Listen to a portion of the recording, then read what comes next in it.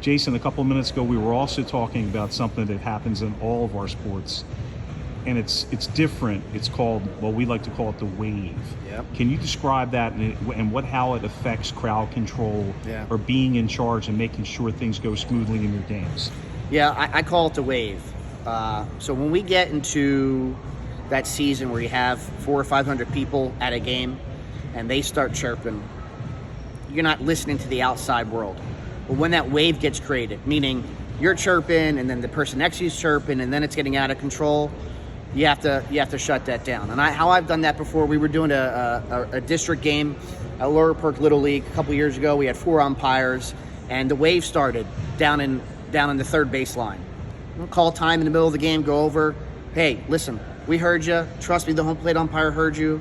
I appreciate it, but you're now done because you're creating a scene. And so you can either calm down or you could watch the rest of the game off of YouTube somewhere because you have to leave the complex.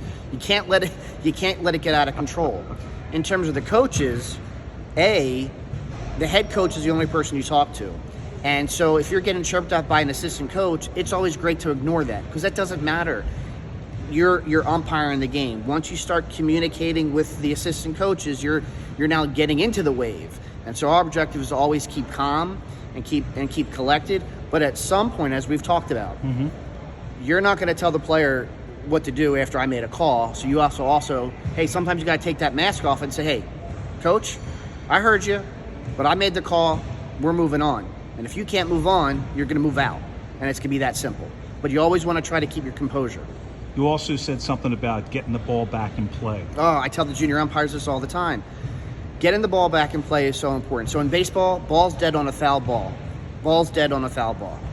You throw that ball back to the pitcher, that doesn't mean we've called play. That doesn't mean my mask is on and I'm set, that my umpire is set, that the base runners are set.